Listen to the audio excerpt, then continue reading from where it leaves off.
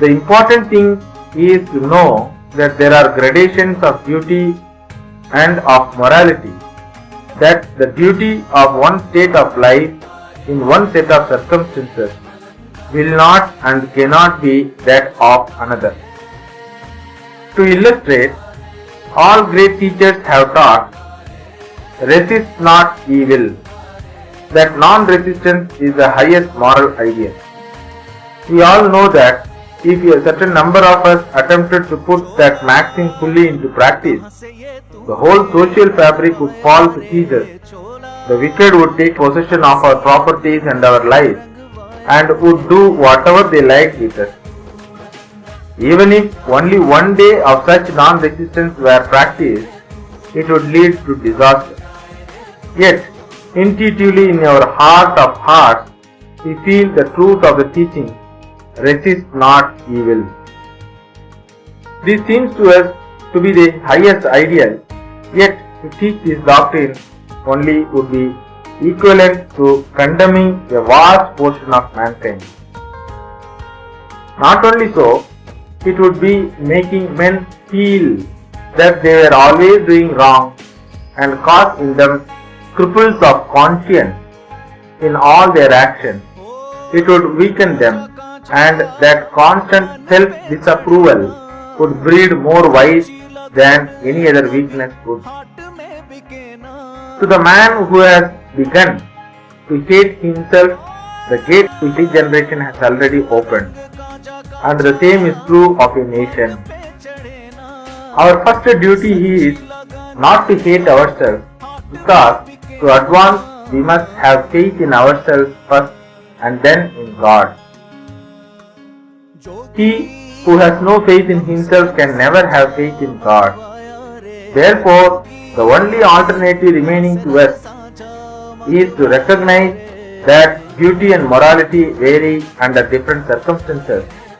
Not that the man who resists evil is doing what is always and in itself wrong, but that in the different circumstances in which he is placed, it may become even his duty to resist evil. In reading the Bhagavad Gita, many of you in Western countries may have felt astonished at the second chapter, wherein Sri Krishna calls Arjuna a hypocrite and a coward because of his refusal to fight or offer resistance on account of his adversaries being his friends and relatives, making the plea that non-resistance was the highest ideal of love. This is a great lesson for us all to learn that in all matters the two extremes are alike. The extreme positive and the extreme negative are always similar. When the vibrations of light are too low, we do not see them, nor do we see them when they are too rapid. So with sound. When very low in pitch, we do not hear it. When very high, we do not hear it either.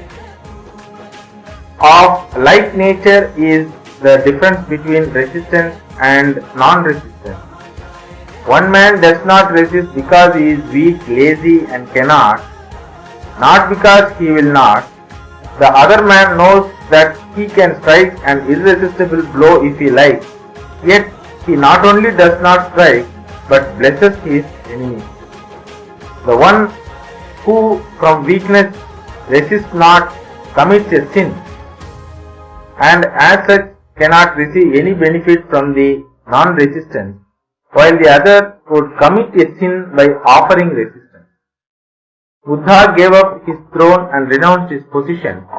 That was true renunciation. But there cannot be any question of renunciation in the case of a beggar who has nothing to renounce. So, we must always be careful about what we really mean when we speak of this non-resistance and ideal love. We must first take care to understand whether we have the power of resistance or not. Then, having the power, if we renounce it and do not resist, we are doing a grand act of love. But if we cannot resist and yet at the same time try to deceive ourselves into the belief that we are actuated by motives of the highest love, we are doing the exact opposite. Arjuna became a coward at the sight of the mighty array against him. His love made him forget his duty towards his country and king. That is why Sri Krishna told him that he was a hypocrite.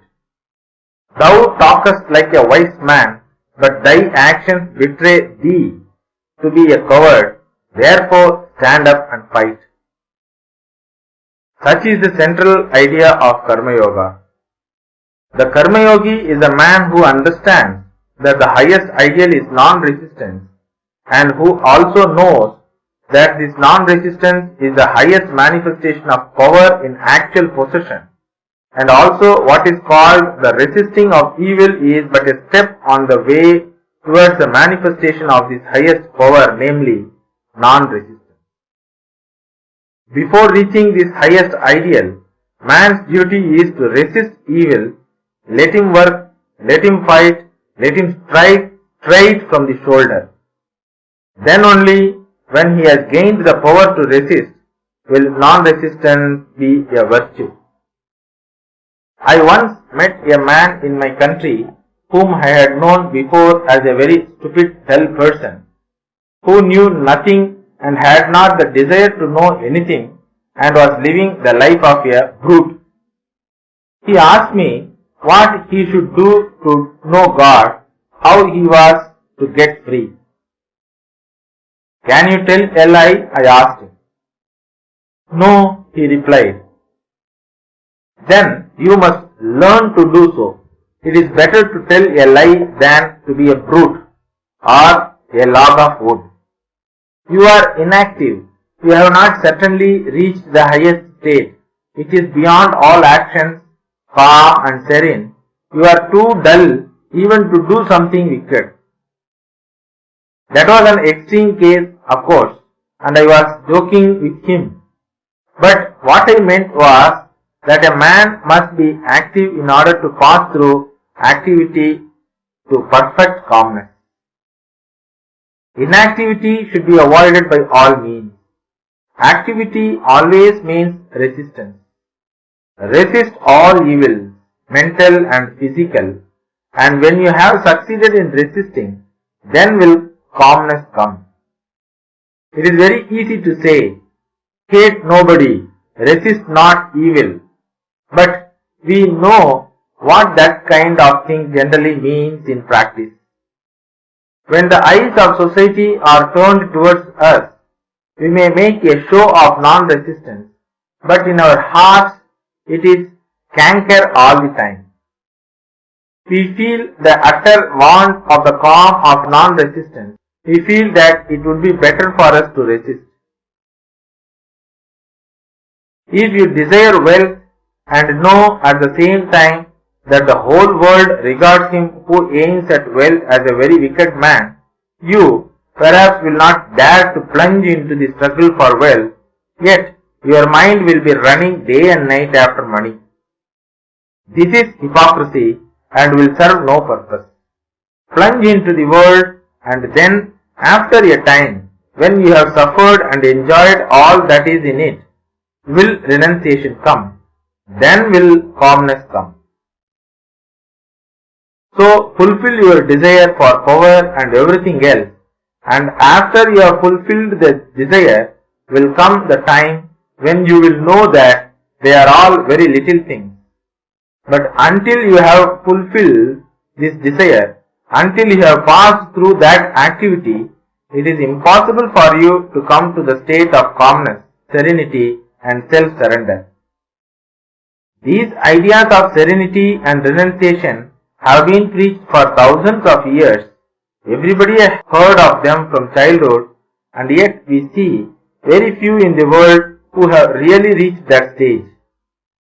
I do not know if I have seen 20 persons in my life who are really calm and non-resisting, and I have travelled over half the world. Every man should take up his own ideal and endeavour to accomplish it. That is a surer way of progress than taking up other man's ideals, which he can never hope to accomplish. For instance, you take a child and at once give him the task of walking 20 miles.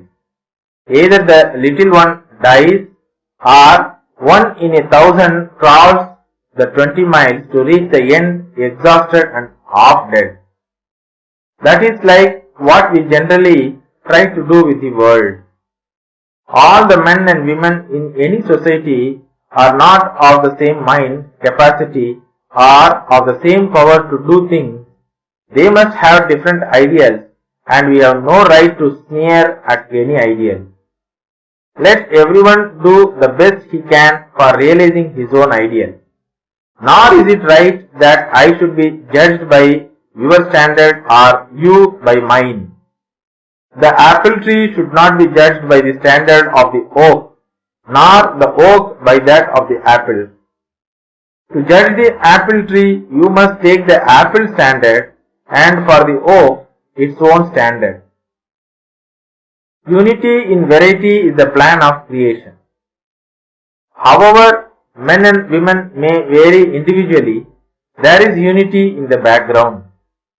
The different individual characters and classes of men and women are natural variations in creation. Hence, we ought not to judge them by the same standard or put the same ideal before them. Such a course creates only an unnatural struggle, and the result is that man begins to hate himself and is hindered from becoming religious and good. Our duty is to encourage everyone in his struggle to live up to his own highest ideal and strive at the same time to make the ideal as near as possible to the truth. In the Hindu system of morality, we find that this fact has been recognized from very ancient times, and in their scriptures and books on ethics different rules are laid down for the different classes of man, the householder, the sannyasin and the student. The life of every individual according to the Hindu scriptures has its peculiar duties apart from what belongs in common to universal humanity. The Hindu begins life as a student, then he marries and becomes a householder. In old age he retires and lastly he gives up the world and becomes a sannyasin. To each of these stages of life, certain duties are attached. No one of these stages is intrinsically superior to another. The life of the married man is quite as great as that of the celibate who has devoted himself to religious work. The scavenger in the street is quite as great and glorious as the king on his throne. Take him off his throne, make him do the work of the scavenger and see how he fares. Take up the scavenger and see how he will rule. It is useless to say that the man who lives out of the world is a greater man than he who lives in the world. It is much more difficult to live in the world and worship God than to give it up and live a free and easy life. The 4 stages of life in India have in later times been reduced to 2, that of the householder and of the monk. The householder marries and carries on his duties as a citizen, and the duty of the other is to devote his energies wholly to religion, to preach and to worship God.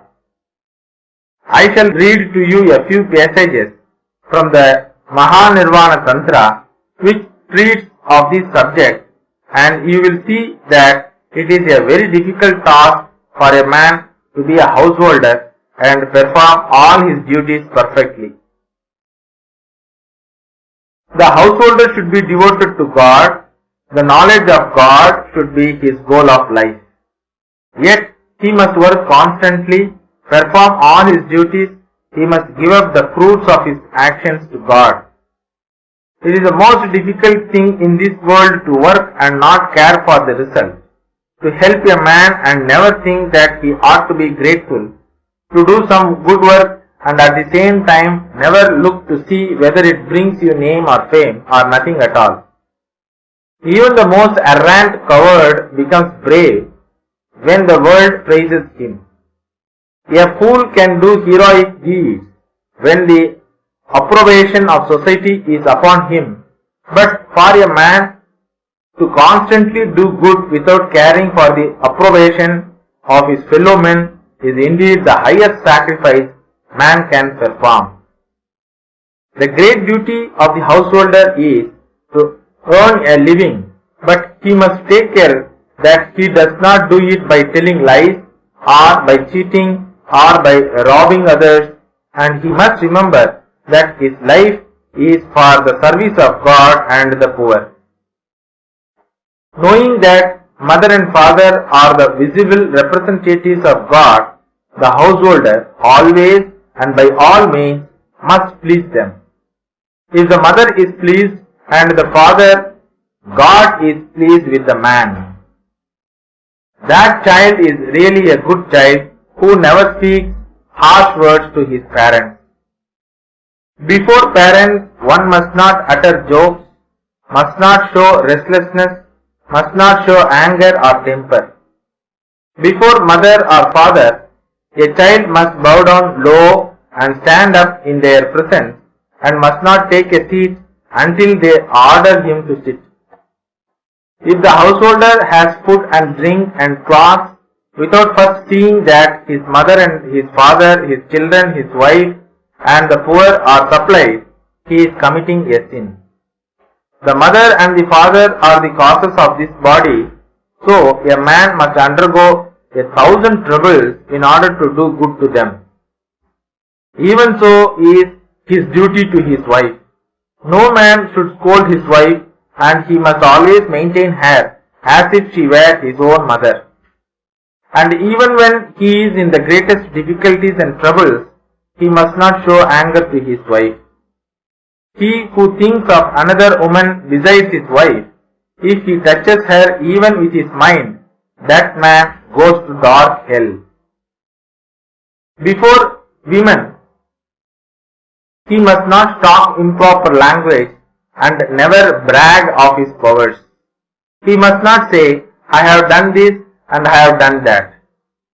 The householder must always please his wife with money, clothes, love, faith, and words like nectar, and never do anything to disturb her.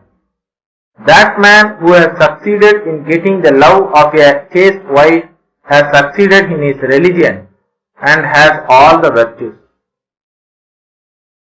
The following are duties towards children. A son should be lovingly reared up to his 4th year. He should be educated till he is 16. When he is 20 years of age, he should be employed in some work. He should then be treated affectionately by his father as his equal. Exactly in the same manner, the daughter should be brought up and should be educated with the greatest care, and when she marries, the father ought to give her jewels and wealth. Then the duty of the man is towards his brothers and sisters, and towards the children of his brothers and sisters if they are poor, and towards his other relatives, his friends and his servants. Then his duties are towards the people of the same village and the poor and anyone that comes to him for help. Having sufficient means, his householder does not take care to give to his relatives and to the poor. Know him to be only a brute, he is not a human being. Excessive attachment to food, clothes, and the tending of the body and dressing of the hair should be avoided. The householder must be pure in heart and clean in body, always active and always ready for work. To his enemies, the householder must be a hero. Them he must resist. That is the duty of the householder. He must not sit down in a corner and weep and talk nonsense about non-resistance. If he does not show himself a hero to his enemies, he has not done his duty. And to his friends and relatives, he must be as gentle as a lamb.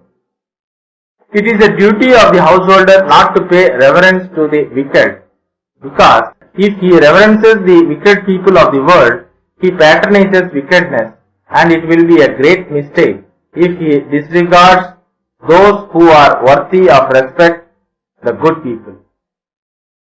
He must not be gushing in his friendship. He must not go out of the way making friends everywhere.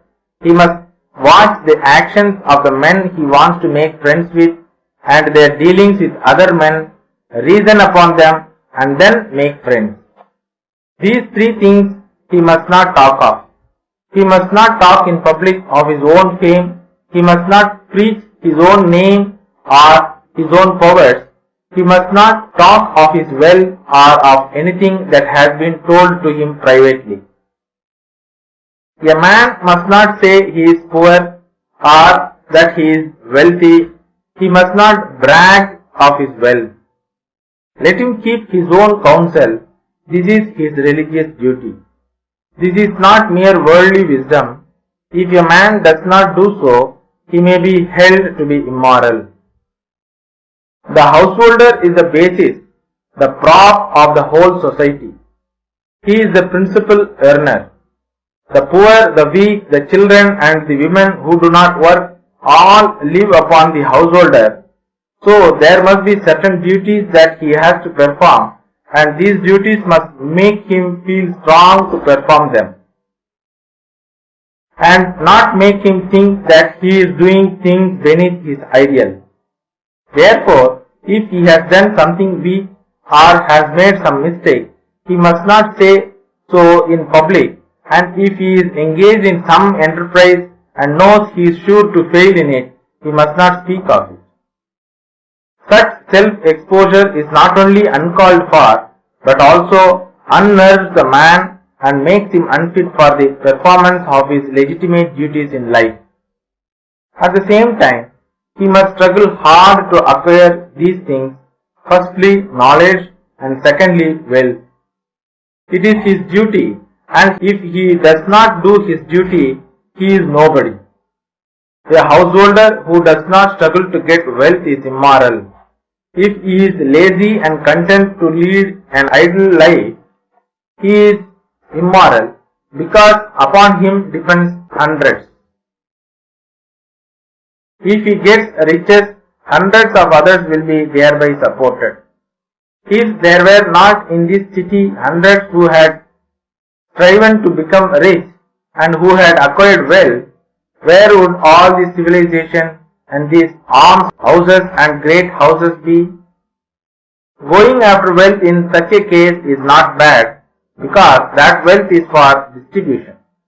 The householder is the center of life and society. It is a worship for him to acquire and spend wealth nobly, for the householder who struggles to become rich by good means and for good purposes is doing practically the same thing for the attainment of salvation as the anchorite does in his cell when he is praying. For in them we see only the different aspects of the same virtue of self-surrender and self-sacrifice, prompted by the feeling of devotion to God and to all that is His. He must struggle to acquire a good name by all means. He must not gamble, he must not move in the company of the wicked, he must not tell lies and must not be the cause of troubles to others. Often people enter into things they have not the means to accomplish, with the result that they cheat others to attain their own ends. Then there is in all things the time factor to be taken into consideration. What at one time might be a failure would perhaps at another time be a very great success. The householder must speak the truth and speak gently, using words which people like, which will do good to others, nor should he talk of the business of other men. The householder, by digging tanks, by planting trees on the roadside, by establishing rest houses for men and animals, by making roads and building bridges, goes towards the same goal as the greatest yogi. This is one part of the doctrine of Karma Yoga, activity, the duty of the householder. There is a passage later on where it says that if the householder dies in battle fighting for his country or his religion, he comes to the same goal as the yogi by meditation, showing thereby that what is duty for one is not duty for another. At the same time, it does not say that this duty is lowering and the other elevating. Each duty has its own place, and according to the circumstances in which we are placed, we must perform our duties. One idea comes out of all this, the condemnation of all weakness. This is a particular idea in all our teachings which I like, either in philosophy or in religion or in work. If you read the Vedas, you will find this word always repeated: fearlessness, fear nothing. Fear is a sign of weakness. A man must go about his duties without taking notice of the sneers and the ridicule of the world. If a man retires from the world to worship God, he must not think that those who live in the world and work for the good of the world are not worshipping God. Neither must those who live in the world for wife and children think that those who give up the world are low vagabonds. Each is great in his own place. This thought I will illustrate by a story.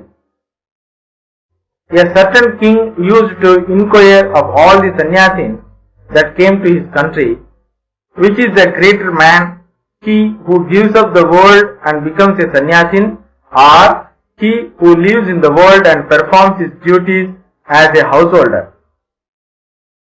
Many wise men sought to solve the problem.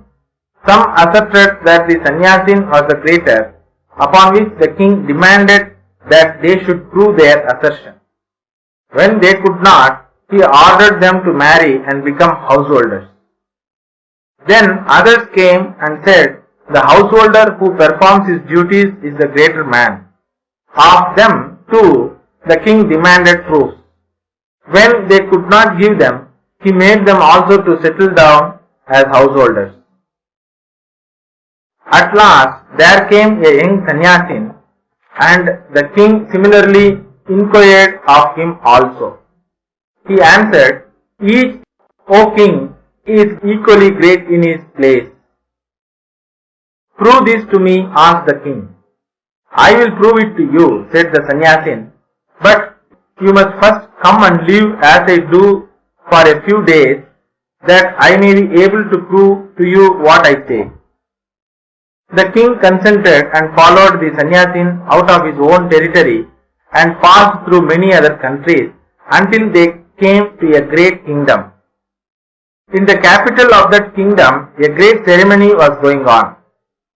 The king and the sannyasin heard the noise of drums and music, and heard also the criers. The people were assembled in the streets in gala dress, and a great proclamation was being made. The king and the sannyasin stood there to see what was going on.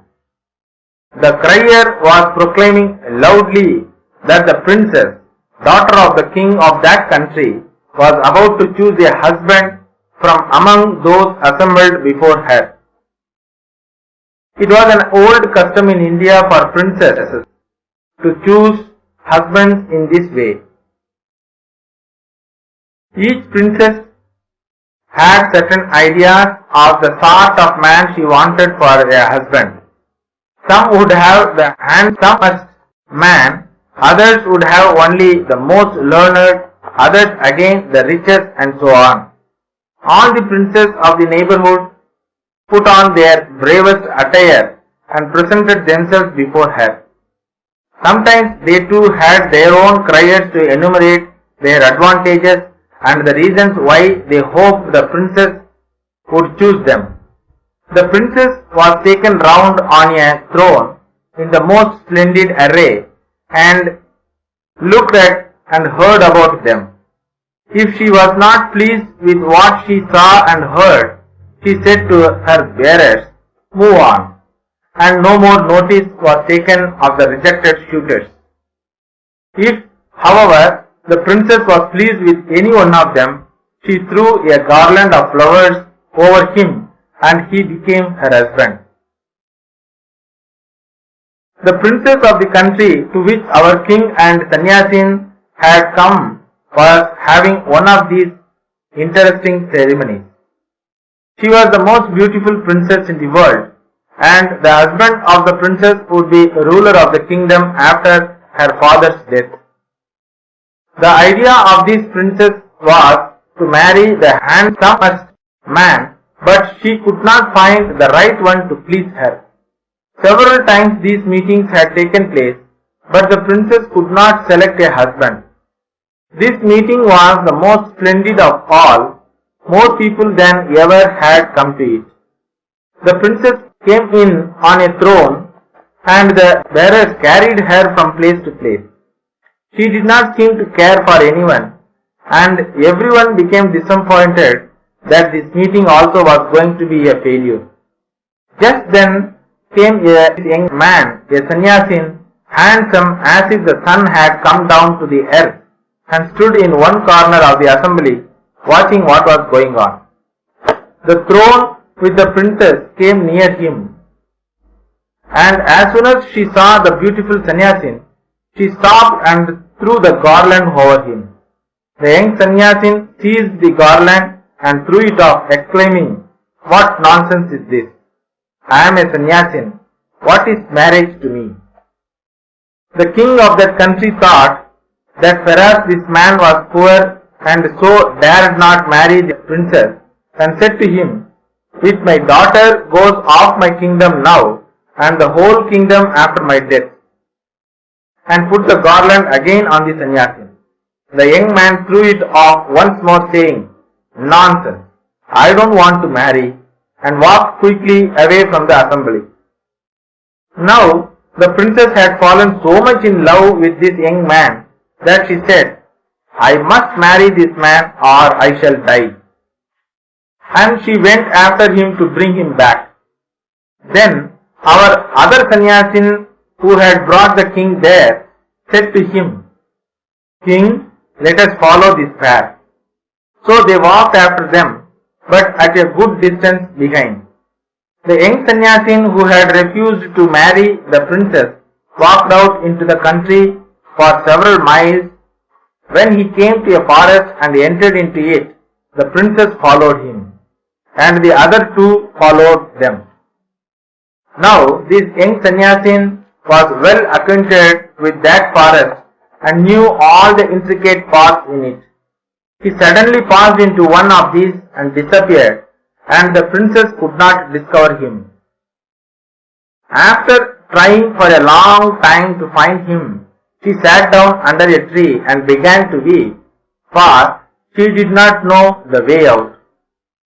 Then our king and the other Sannyasin came up to her and said, "Do not weep. We will show you the way out of this forest, but it is too dark for us to find it now. Here is a big tree. Let us rest under it, and in the morning we will go early and show you the road." Now a little bird and his wife and their 3 little ones lived on that tree in a nest. This little bird looked down and saw the 3 people under the tree and said to his wife, "My dear, what shall we do? Here are some guests in the house, and it is winter, and we have no fire." So he flew away and got a bit of burning firewood in his beak and dropped it before the guests, to which they added fuel and made a blazing fire. But the little bird was not satisfied. He said again to his wife, "My dear, what shall we do? There is nothing to give these people to eat, and they are hungry. We are householders. It is our duty to feed anyone who comes to the house. I must do what I can. I will give them my body." So he plunged into the midst of the fire and perished.